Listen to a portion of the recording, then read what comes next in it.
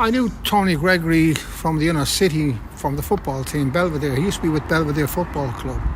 And that's how I knew him through that. And the things he was doing in the area, and once or twice we had a little conversation about different politics, but we disagreed. About what was going on. But you don't make many more people like Gregory. He's never known as Tony Gregory. He was known as Gregory, like all great politicians. So Gregory was always known as Gregory. If you said Gregory, everybody knew what he was. You didn't know he was a band leader or anything else. You knew it was Gregory. You knew it was Gregory the politician. And he was a politician because the things he done wasn't to get him into Dáil. It was to get him with the people. He was a man of the people, for the people.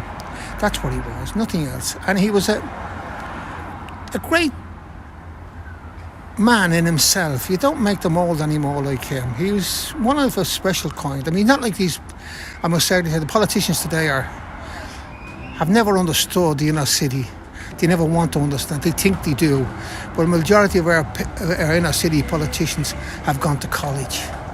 They've never worked. That people have never worked really on the docks or lived in tenement houses or anything like that, or grand people. And that's the problem. That is the problem with them. The politician must go to work. He must understand what it is to be short of money. But if Greggy was here today, I'm telling you, the politicians have a hard job with this flat business. He would be giving out about the price of rents.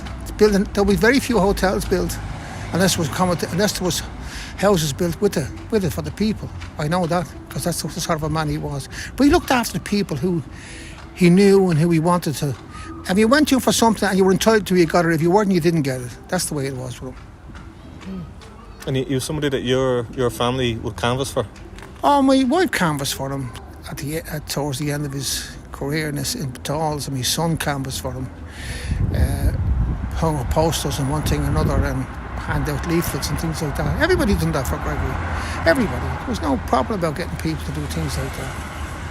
So he was somebody that was very important for you as an artist, maybe, and giving you encouragement? Important in the sense that he was always interested in what I was doing. He talked to me about it and one thing and another because he knew I do some things, you know. I kind of...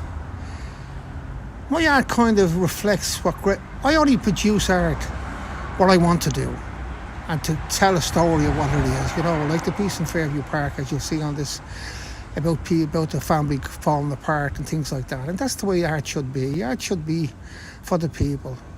Art should not be put in libraries and things like that, where the art should be out there for the people to see. That's what it should be for. That's my opinion of it, you know. And Greggy was very good in that. And as a matter of fact, the piece that I have down in Waterford, or out back, it's gone now, I think. I don't know what happened to it. But I had a large piece and he wanted to put that in Fairview Park. And so he got that. The Children of Lear. The Children of Lear, that's the one. The Children of Lear. He wanted that up in Fairview Park, and I wanted that up in Fairview Park. I wanted the people to see. What I wanted to do was, I wanted the people to see in East Wall who I was, and they're ordinary people. I only worked the docks. I worked worked the shipwright. I worked with the dockers and the boats. And he said, the piece I have in Fairview Park is down to him. That's the family piece. Only for him, I would have never got that in Fairview Park. I never got it anywhere, as a matter of fact, because I hadn't got the curriculum, as you may say, what these people have to have. And it's something that's very important to you, to have family unit in Fairview Park. Well, it was, because I grew up around Fairview Park playing football in it. Going to listen to music on the bandstand when we had a bandstand there with my father and mother, that type of thing. Fairview Park was our life. We played football there. We were out there at all hours of the morning, at night, playing football. And one thing was, when it got dark and all, we were always in Fairview Park. It was very important to us. And can I ask you then about this Tony Gregory plaque that we're beside? How did the commission come about? Well, the committee, Maureen O'Sullivan, Fergus McCabe and that, they said they want to put something up for Tony, and they came to me and said, will you do something, Joe? I said, yeah. And I said, what do you want? I said, you do it.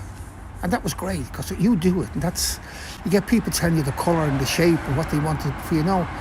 I hate doing commissions, because they tell you what they want to do. They don't tell you what it's about. They just tell you, I want this, I want that, I want the border.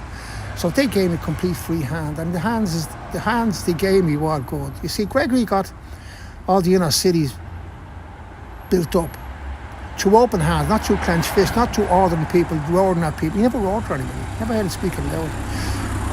And all what came out of his hands was birds, peace, for tranquility. Everything around the area is due to him. Anything that's left, that's not a hotel, that's not a bloody office block, is left because he was here. If he hadn't been here, this inner city wouldn't be what it is now. We'd have more hotels and corners, and as we can see, they're creeping in all the time. We're pushing people out all the time. As a matter of fact, I can't understand it's a state like this. If the people come out of the inner city, it'll fall apart. You need people to function. It'll fall apart.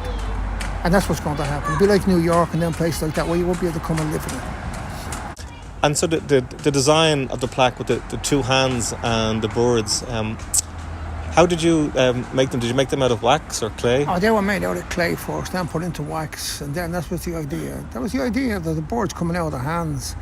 I thought of that myself, because he fought with them together, but he didn't fight with clenched hands. He fought with open hands. He explained to them what was needed to be done in the inner city because he knew about it. He lived in it.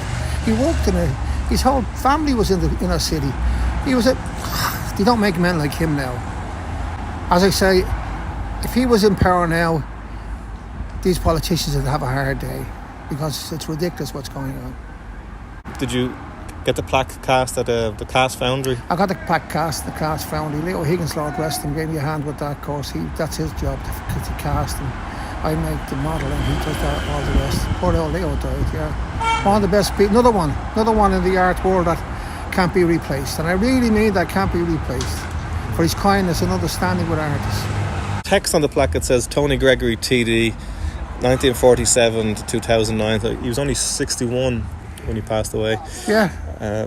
Republican and socialist, and then there's a bit of text in Irish which can be translated basically to mean like he was a man who was somebody who stuck to his principles, or he was true to his principles. He was true to his word. As I said, he went to jail for the street traders. Him and Fergus went for the street. They were locked up for a while because they were helping the street traders. Him and Fergus. Fergus was his right-hand man, I think, and Mick Rafferty and people like that. They were always there. And I think he listened to them a lot because they were more or less too the same way. Same as himself. They grew up around the place and they knew the whole. But, he knew who the people he was working for. And he knew what they needed. He wasn't, this idea of let Marcus forces dictate. Look what Marcus forces is doing to us now. Are you proud then to have this? Oh, you're very, very proud to have something to do with Gregory. Of course I'm proud to have that. My God bless us and save us. Gregory was my favourite politician, or will always be my favourite politician. Although I supported another crowd one time, but I won't go into that. And, no, he was number one. He was always number one,